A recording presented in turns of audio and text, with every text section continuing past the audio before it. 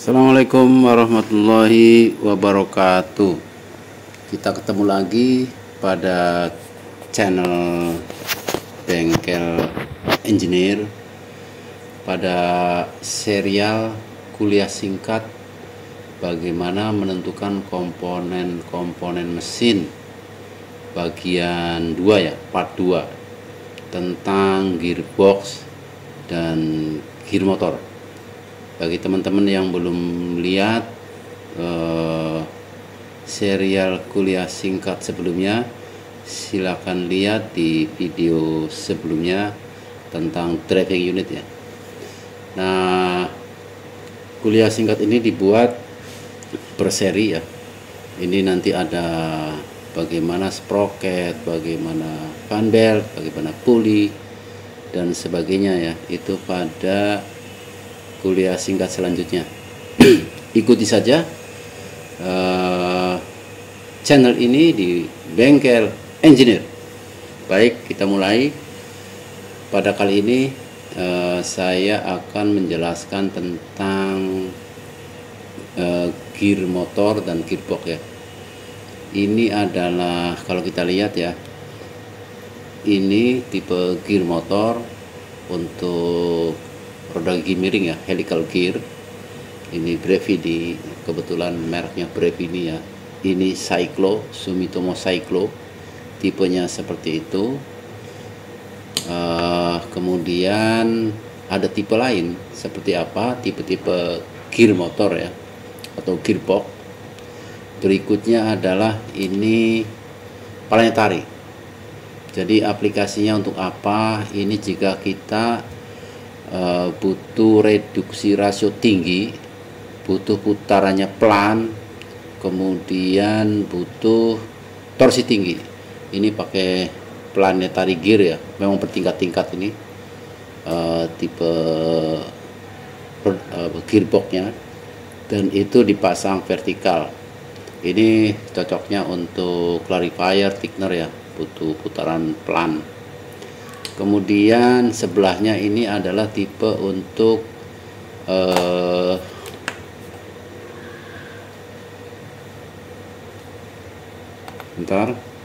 ini tipe untuk yang ini roda gigi cacing ya, worm gear. Jadi kalau kita membutuhkan antara motor sama output shaft itu tegak lurus, maka tipe roda giginya adalah ini. Jadi ini adalah input shaft, kemudian ini output shaft ya, atau sebelah sana. Jadi tipe roda giginya itu roda gigi cacing ya, atau worm gear. Di bawah ini juga tipe lain dari worm gear, itu ini input shaft ya, output shaftnya ke sini nih. Ini bisa dilihat di bawah ini. Ini adalah tipe roda gigi cacing ya.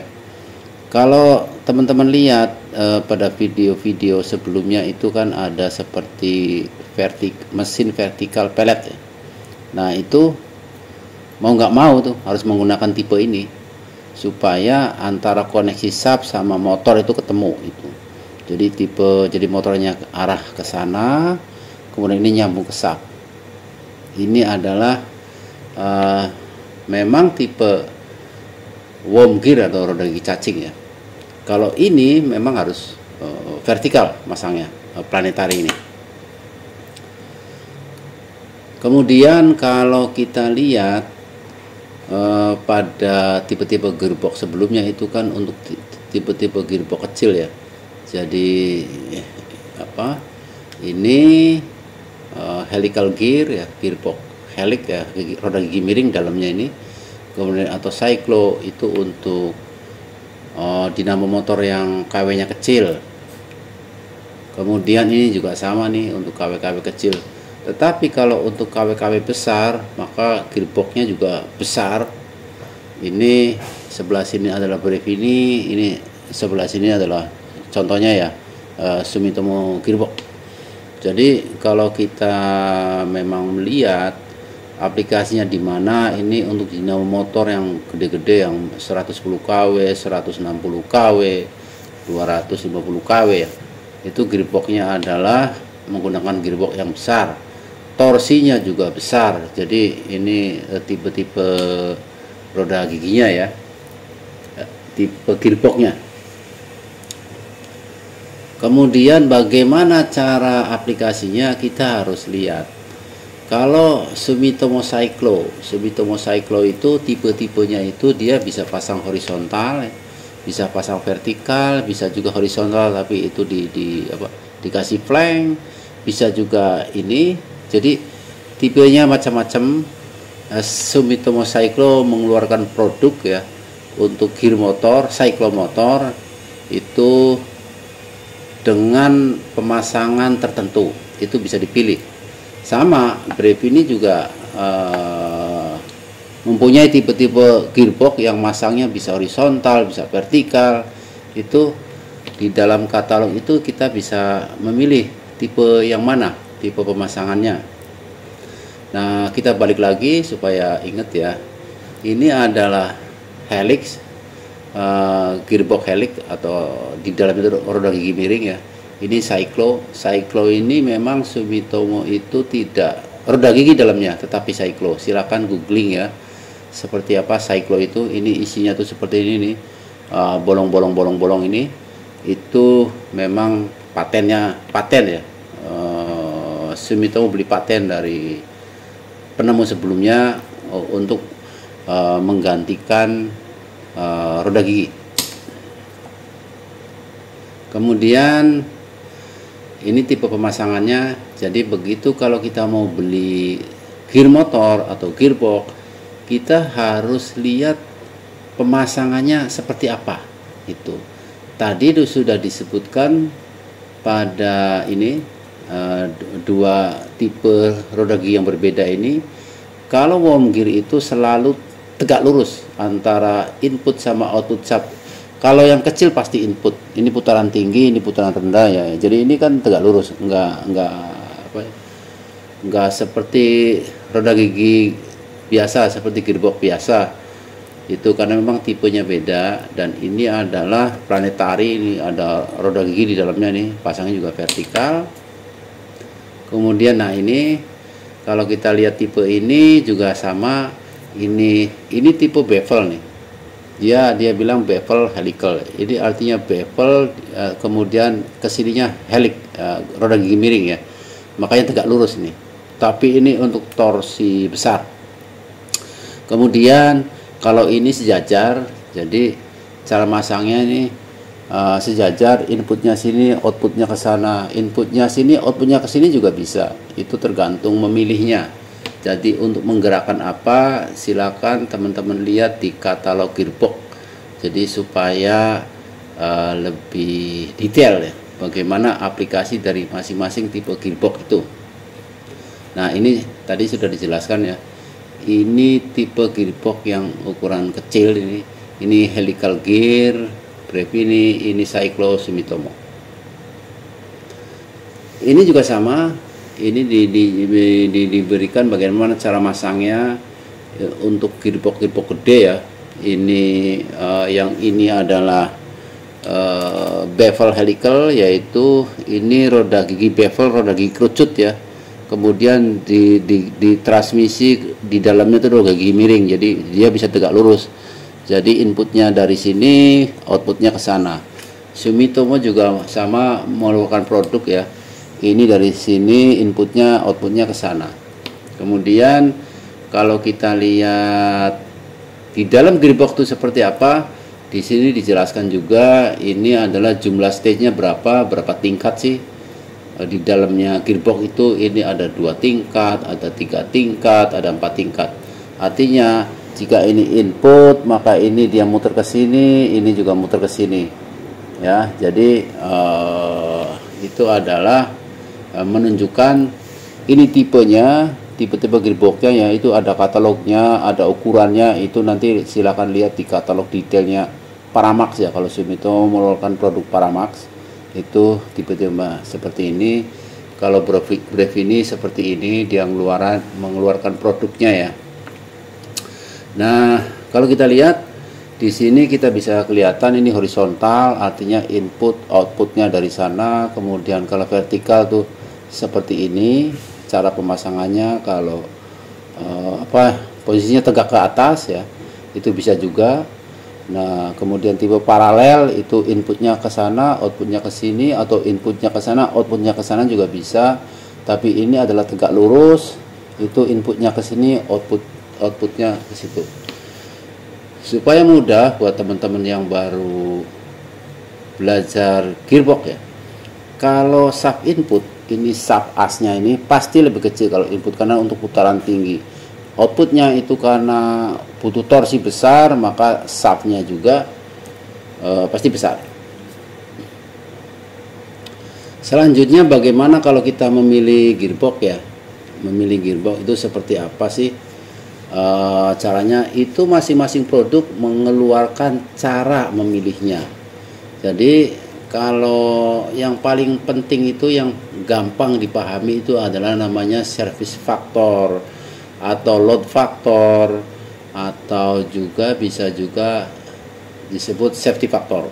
Jadi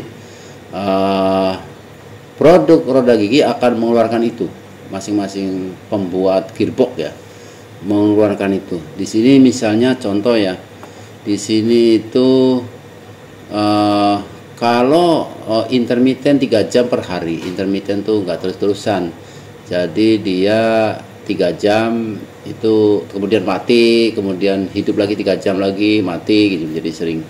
Terus kalau misalnya kita itu 10 jam per hari terus-terusan 20 jam per hari, itu safety faktornya berapa, service faktornya berapa. Nah, pembuat gearbox itu memberikan panduan. Contohnya misalnya di sini sudah disebutkan kalau jumlah start stopnya berapa, di sini sudah disebutkan itu misalnya 30 kali per jam itu ya. Kemudian agmanya itu kelas 1, maka service faktornya 1,5. Kalau jalannya 10 jam per hari. Tapi kalau terus-terusan 20 jam per hari, maka walaupun sama-sama kelas 1, dia 1,3 service faktornya. Supaya gampang dipahami apa itu 1,3 service faktor, itu begini gampangnya. Kalau kita punya motor itu 7,5 kW, maka rating gearbox yang dipilih itu adalah harus minimal ya 1,3 kali 7,5 kW. Seperti itu gampangnya. Jadi kalau kita punya motor, motor saya itu 7,5 kW, aplikasinya untuk mana, kemudian ditemukan service faktornya itu 1,3, maka ya minimal dipilih gearbox rating itu 1,3 kali 7,5 kW. Nah, ini kalau seperti apa klasifikasi di industri, pembuat gearbox tuh memberikan tabel. Ini agak buram ya karena di layar monitor. Coba saya buka di itu Sumitomo Cyclo ya. Ini kalau ini ya lebih jelas. Nah, ini misalnya contoh.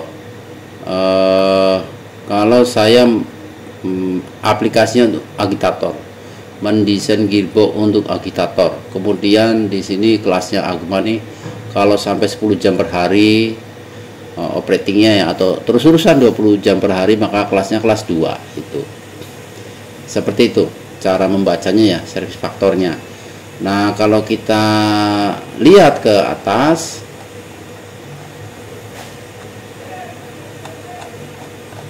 maka kita dapatkan kelas 2 itu seperti apa. Jika kelas 2 itu 10 jam per hari, kemudian jumlah startupnya itu tidak terlalu sering, maka bisa cukup 1,1 saja safety faktornya atau service faktornya.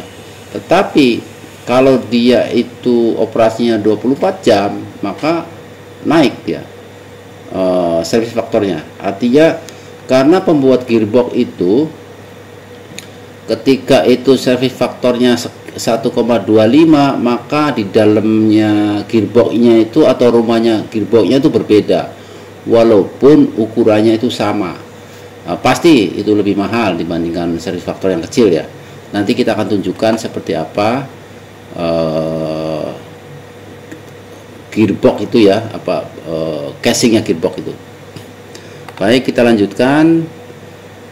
Tadi kita sampai pada bagaimana menentukan service factor. Jadi sederhananya, ketika kita membeli gearbox, pertama kita lihat ini aplikasinya untuk apa. Misalnya untuk konveyor, misalnya untuk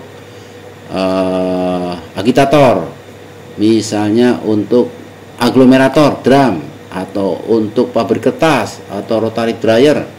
Jadi tergantung itu. Manufaktur gearbox akan memberikan panduan tabel, kita harus memilih yang mana, tergantung kelasnya itu, tergantung jumlah operasi per jamnya itu. Disitulah akan ketemu service factor itu. Jadi dia dinaikkan dibandingkan dengan kondisi normal tuh, dinaikkan kekuatannya. Baik, kita akan lanjutkan lagi. Nah, contoh ini.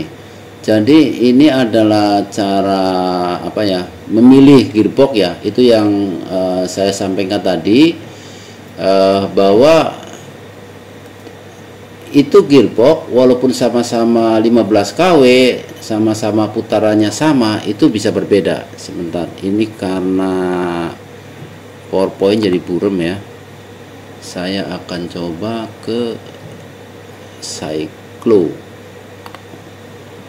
Oke ya, contoh, coba saya tarik ke bawah. Ini bagaimana memilihnya. Kemudian ini coba saya ini ya, ambil sampel yang umum dipakai. Misalnya ini adalah 3,7 kW. Ini contoh ya. Nah, ini lebih jelas karena ini bukan PPT ya. Jadi ketika kita memilih, di sini sudah ada jelas tabelnya ini. Safety faktornya sekian gitu. 1,19, 1,55, 2,24. Terus agma kelasnya kelas berapa? 1, 2, 3 disebutkan. Ya. Di sini casingnya itu ini, casingnya ya, casingnya itu beda-beda. Ada ini nomor casing nih, itu ada gambarnya. Kalau teman-teman lihat, buka katalognya ya, lengkap. 6145 itu adalah ketika kita apa ya, membuka katalog itu ya, gambarnya ada seperti itu. Kalau kita memahami tabel ini, sebenarnya kita kan ingin output motor ini, keluar dari motor ini 24,6 rpm, atau rasionya 59 rasionya padahal sama, semua 1:59 padahal itu. Tetapi karena service faktor yang berbeda, maka tipe gearboxnya juga berbeda, rumahnya tuh beda, casingnya dalamnya tuh beda. Walaupun output subnya itu sama-sama 24,6 rpm. Ini contoh untuk motor 3,7 kW ya, contohnya. Dan ini adalah untuk Indonesia 50 Hz, frekuensinya 1450 rpm, jumlah polnya 4. Jadi silakan lihat pada kuliah singkat sebelumnya bagaimana menghitung putaran motor ya, itu dijelaskan itu. Jadi di sini sudah sudah ada tabelnya, panduannya. Itu torsinya pun ketahuan, dikasih tahu. Itu torsinya adalah 1370 Nm torsinya ya. Torsi ini penting karena itu untuk menentukan diameter sub. Subnya nyambung ke yang digerakkan tuh seperti apa. Jadi nanti di dalam katalog ini frame size-nya tuh 6145 itu sampai ukuran subnya tuh akan keluar itu berapa. Nah, kemudian sub di depan itu kan berapa? Harus dihitung tergantung materialnya, seperti yang saya jelaskan pada kuliah singkat sebelumnya ya. Jadi tergantung torsinya ini. Jadi dia torsinya itu sudah dikasih tahu.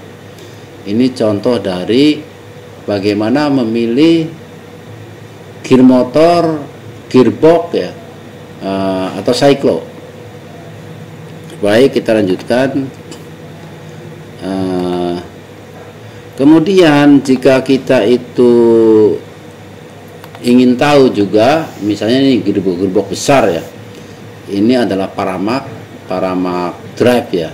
Kalau Sumitomo itu Paramak, kalau Brevini itu juga punya nama sendiri ya. Seperti ini gearbox gede nih. Oh, dia Evomax namanya. Di sini namanya Paramax nih. Paramax. Ini Paramak 9000, ini Evomax series ya. Jadi seperti ini, gearbox besar untuk KW-KW besar ya.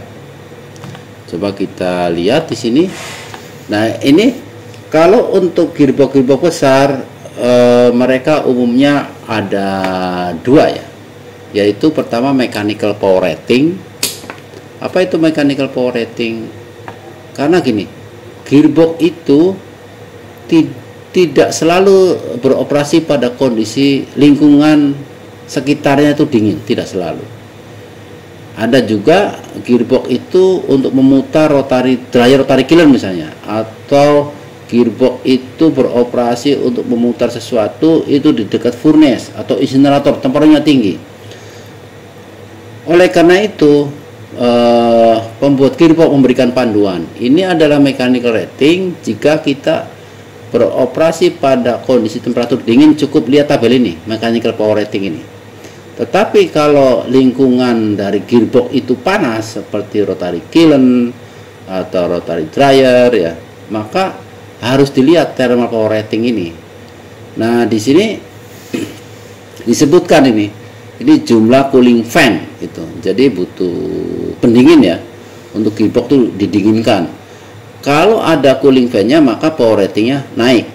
Contoh, ini misalnya nih untuk putaran 1500 rpm ya. Kalau tanpa fan itu 40 kW ratingnya. Kemudian kalau ditambahkan fan maka 95 kW. Ada juga memang tidak selalu menggunakan cooling fan, tetapi kalau temperaturnya tinggi sekali, pembuat gearbox itu menyarankan pakai cooler, pakai water cooler ya, untuk mendinginkan oli di dalam gearbox itu. Mungkin saya harus kasih contoh ya, seperti apa cooler gearbox itu.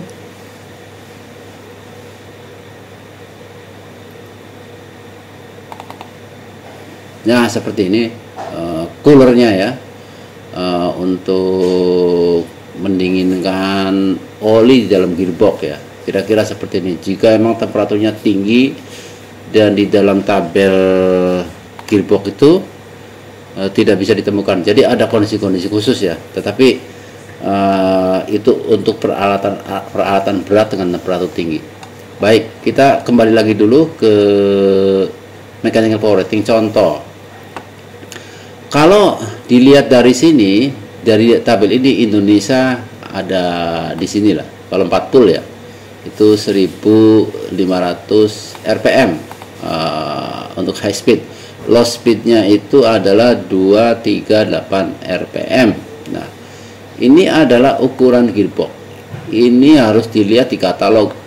Itu dimensi gearbox itu adalah ini bentuk-bentuk gearboxnya. Jadi kalau lihat di katalog itu kelihatan. Nah, di sini adalah mechanical power rating. Nah, dengan reduksi 6,3 rasionya ya. Kemudian di sini contoh. Kalau di sini 279 kW. Ini contoh. Untuk putaran 1500 rpm, kemudian nominal reduction rasionya adalah 6,3. Di sini disebutkan bahwa low speednya itu 238 rpm. Nah, di sini contohnya ini adalah 279 kW. Artinya apa? Kembali lagi, kalau kita lihat service faktor tadi di atas, kita lihat service faktornya berapa. Jadi kalau untuk misalnya motor 150 kW, maka service faktornya adalah 279 dibagi 150 kW, itu service faktornya. Coba 279 dibagi 150 kW, 1,86. Artinya service faktornya 1,86 jika kita memilih tipe ini. Nah, bagaimana service faktor itu? Di slide sebelumnya dijelaskan ya, itu tergantung berapa jam sehari operasi, kemudian apakah terus-terusan atau kadang-kadang stop, itu menentukan berapa besar service faktornya. Kalau kita geser ke sini misalnya 197 kW ini, dibagi 150 kW misalnya, 1,3 kW. Jadi pertanyaannya kan sebagai desainer engineer, apakah memilih tipe ini 9040 atau 9050? Kalau service faktornya cukup 1,3, ngapain pilih yang ini? Karena ini pasti lebih mahal, 9050 lebih besar nih tipe ini. Itu bagaimana cara memilih gearbox. Coba saya tunjukkan ya. Itu 9040 tuh apa ya? Di mana gambarnya itu? Tipe ini tipe gearbox 9040. Terus nanti akan di katalog ini akan muncul gambarnya seperti apa. Itu diameter asnya ini, bebannya juga berapa, itu kelihatan ya. Nah ini gearboxnya seperti ini. Jadi ada ada dimensinya, itu ukurannya berapa, shaftnya juga berapa, kemudian tingginya berapa, itu dilihat di dalam tabel ini. Ini adalah frame ukuran 9040. Di sini contohnya ya, kalau kita lihat berapa diameter as outputnya, itu adalah 95. Kalau M6 nih toleransi ya, 95 M6 itu maksudnya diameter 95 mm dengan toleransi M6. Nanti kalau toleransi itu bagaimana, nanti ada kuliah singkat tersendiri ya mengenai toleransi, apa itu H6, apa itu H7, apa itu M6, apa itu K6, K5 itu ada kuliah singkat tersendiri tentang khusus membahas tentang toleransi. Ini kuliah singkat ini kali ini adalah membahas tentang bagaimana kita memilih gearbox, menentukan gearbox sebelum dibeli ya. Sebab kalau tidak dihitung, tidak ditentukan, begitu dipasang jebol. Kalau jebolnya sih nggak masalah, tetapi yang jadi masalah tuh ketika kita dipasang jebol, produksi berhenti, itu yang bikin jadi rugi ya. Pabrik itu rugi karena gearbox ini jebol, dan gearbox ini yang gede-gede itu ternyata indennya bisa 4 bulan. Wah, itu kan bisa repot itu. Jadi jangan sampai rontok ya, itu tujuannya memilih gearbox itu. Baik, tadi kalau saya ulangi lagi ya, kalau mengenai service faktor ini dilihat di sini 1,3, 1,2 itu tergantung dari aplikasinya. Ini ada tabelnya, sebentar, ini kurang jelas, saya akan coba tunjukkan ya yang lebih jelas.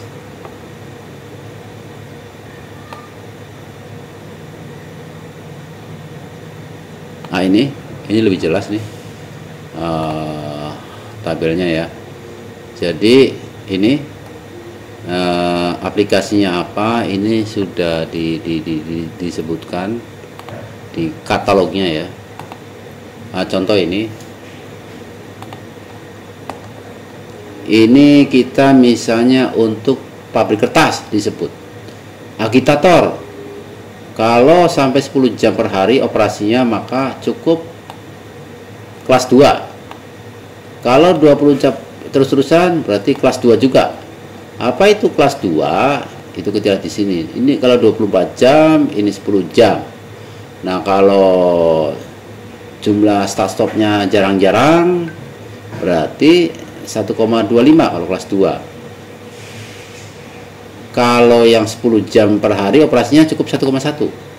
Jadi ini tadi ya, kembali ke service factor tadi yang tabel sebelumnya. Nah, ini contoh juga untuk misalnya konveyor. Ya, konveyor itu kelas 2 di sini. Di sini kelas 2 ya. Menurut tabel ini. Kemudian kalau untuk blower itu kelas 2 itu. Kemudian kalau untuk penggerak untuk di sini yang kelas 3 apa nih? Ini mesin tools. Ya. Jadi untuk mesin press, jika kita memang mendesain untuk mesin press, maka kelas 3 dia berat nih. Kelas 3 ini ya. Kemudian metal mill. Jadi di sini misalnya semen kiln disebut itu. Ball mill kelas 3, semen kiln, ada dryer and cooler kelas 2. Nah, berapa service faktornya kita lihat di tabel ini. Nah, service faktor itu apa? Gampangnya adalah ratingnya gearbox, karena gearbox itu pakai rating memilihnya. Itu dibagi dengan power motor, itu dapatnya service factor itu. Jadi gearbox itu ratingnya harus lebih tinggi gitu. Nah, saya kira untuk kuliah singkat kali ini mengenai gearbox ya, atau sebelum saya tutup, saya mau tunjukkan ini ya. Jadi ini bisa di-download di Google ya, bisa di-download katalog-katalog ini. Ini adalah helix gear motor, roda gigi miring. Kemudian juga ini adalah worm gear Senta, ini bisa di-download juga di Google ya. Nah, ini tipe-tipe roda gigi cacing ya. Itu macam-macam tipe, cara masangnya juga ada. Kemudian ini planetary ya. Ini planetary gear. Ini juga ada gambarnya, cara masangnya, memilihnya ada. Kemudian